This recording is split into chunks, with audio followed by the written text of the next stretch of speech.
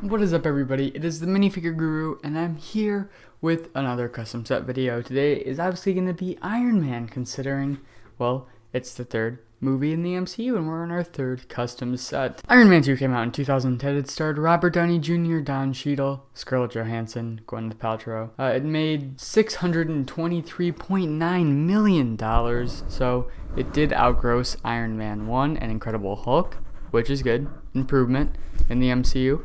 Personally, I'm a pretty big fan of this movie. I know it's not an incredible movie, but it is very entertaining.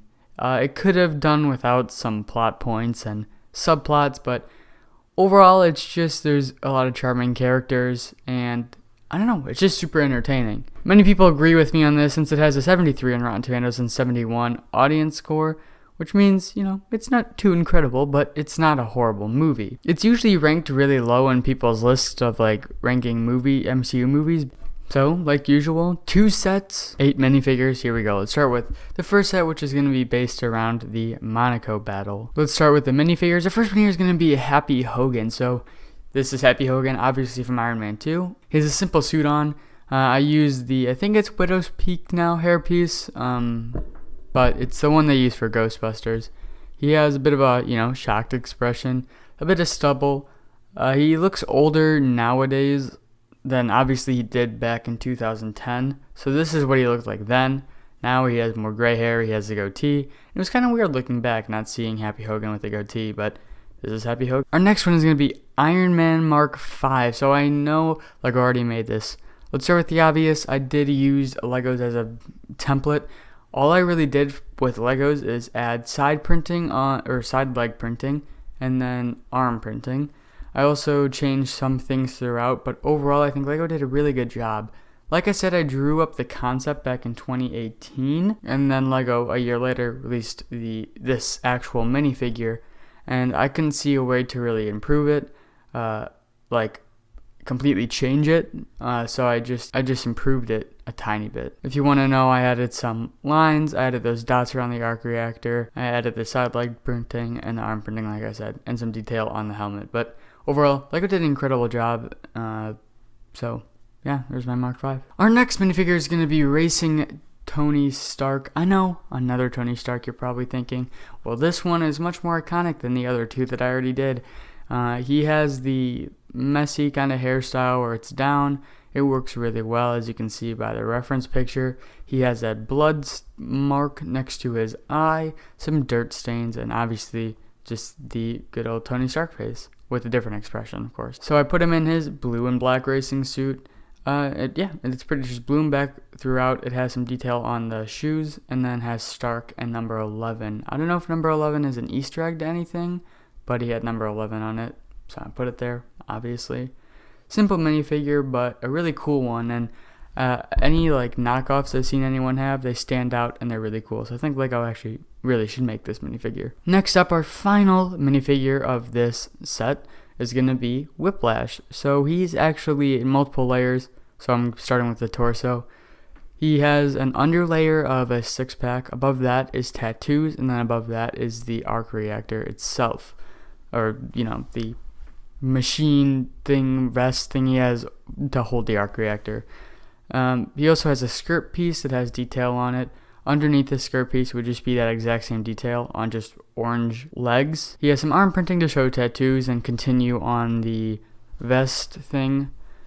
His hair is just a simple low hanging hair with some in black with some gray highlights.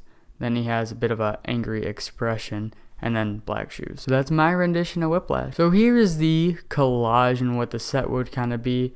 $30 may be a bit too much. I would actually say it's probably more like $25. So it would have Happy Hogan's car. That's the car. That's not a picture from the movie, but I couldn't find a good picture from the movie, so I just used the actual car model. Then Tony's racing car. I would hope that you'd be able to split that in half, but you may not want to. It would be a bit bigger than the picture I have there. I just found that on the internet. That's linked in, the description, of course. And then the 4 minifigures. Now let's take a look at the concept art. So for the concept art, as you can see, originally I had the only 3 minifigures, those being the Mark V, Happy Hogan, and Whiplash. And yes, I did mess up. and I accidentally put Mark 7. As you can see, some of the accessories I forgot to say. Whiplash would obviously have his whips, and you'd also probably get the suitcase.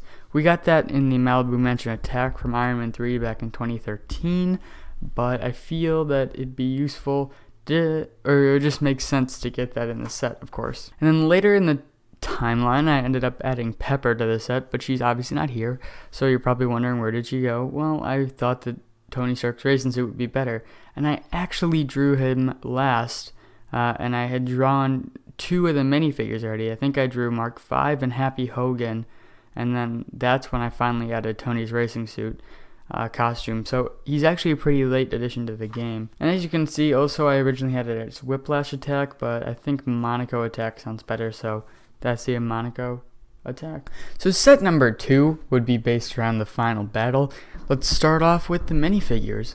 So our first minifigure here would be Black Widow.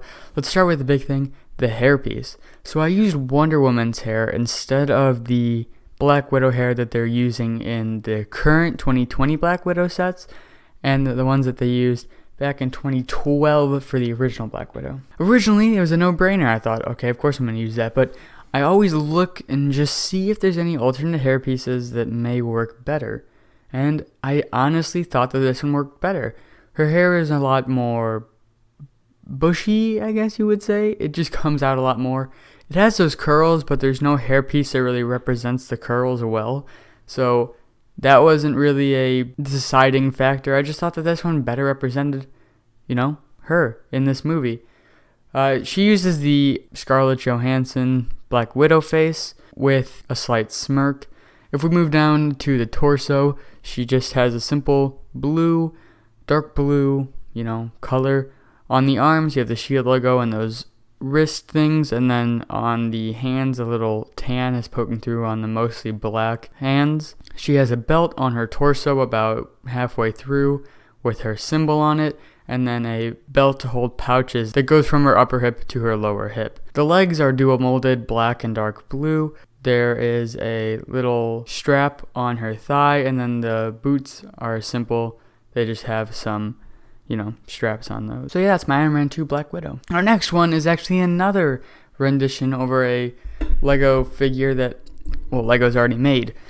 Difference is this one is completely redone.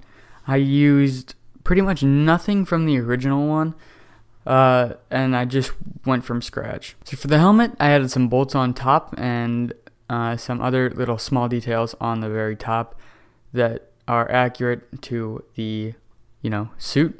Moving on to the torso, he has that black little spot on the very top.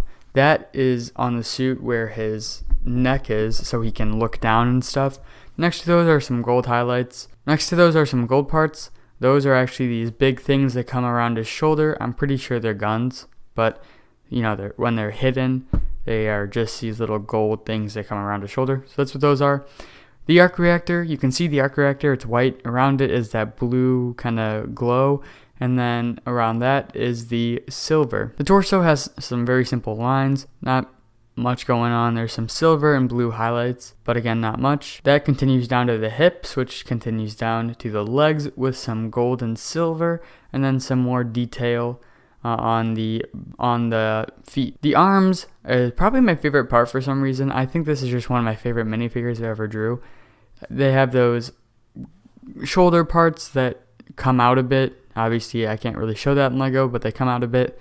And then the gold and silver in between the wrist. So yeah, that's my Iron Man Mark 6. I'll obviously have the picture next to, you're probably seeing it, next to the Mark 6 Lego made, and just the incredible amount of improvement I think I did. I feel Lego should really remake their early minifigures, as this minifigure actually came out in the first year. It came out in 2012, so it's been 8 years, and I feel that they've improved their printing techniques, and especially with Iron Man suits, they're much more faithful now. So I feel like they should really just take another shot at this one. Our third minifigure is going to be Justin Hammer in his pinstripe suit. Originally, I was just going to include him in his black and white regular suit that he's in this scene, but I decided against it since we already did a suit. So instead I did this pinstripe suit. So his arms are white, and then to show, the undershirt, then he has the pinstripe on, a purple tie, gray pants with some dark brown boots and a dark brown belt. His hair is the wavy hair to the side, very simple. He has his glasses and a smile.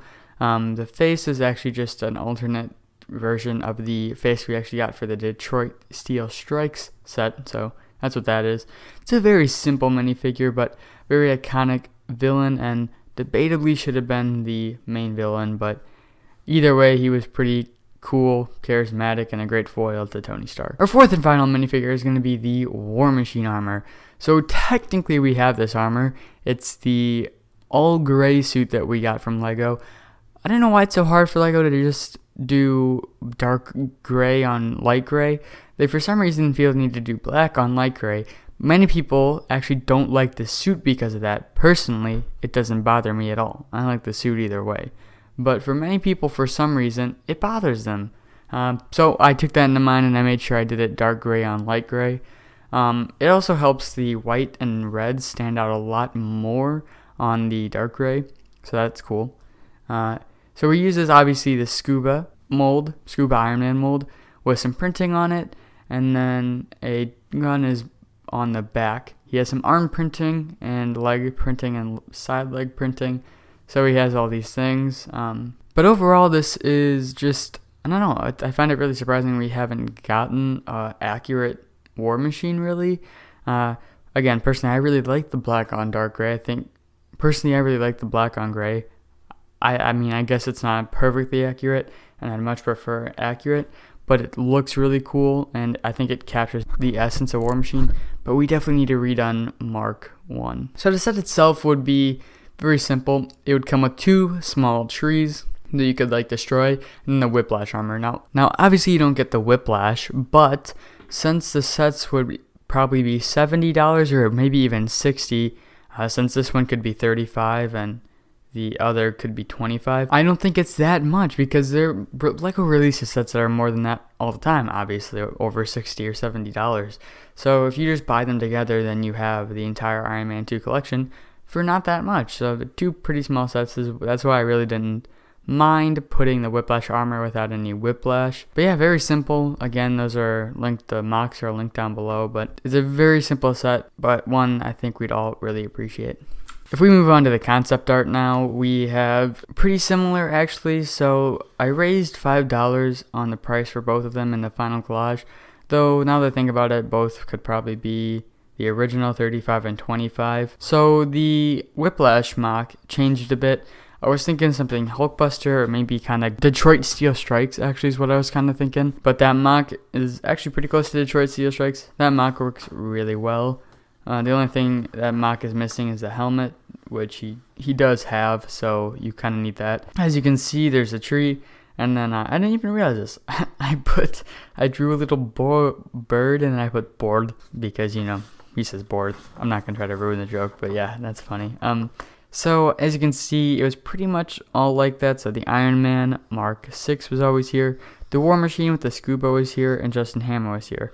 Whiplash I actually had here because I felt he needed to be there for the, his armor. But I realized that, one, I actually forgot about Black Widow when I made the concept originally. So when I'm like, oh yeah, Black Widow's in this movie, why isn't she here anywhere? So I forgot about her in the first place, but also I realized, well, I don't even know what I'd change between the costumes. He may have white pants instead of orange, but not much would change. So my big thing is not repeating minifigures, especially in between my 2 sets that I'm making. So, that was something that kind of bothered me, and then I remembered Black Widow, so it all worked out in the end. But overall, that's the video, guys. I hope you enjoyed. 2 great sets. Obviously, as you could tell, the drawing majorly improved in this video from Iron Man 1 especially, but Incredible Hulk even. So I hope you enjoyed.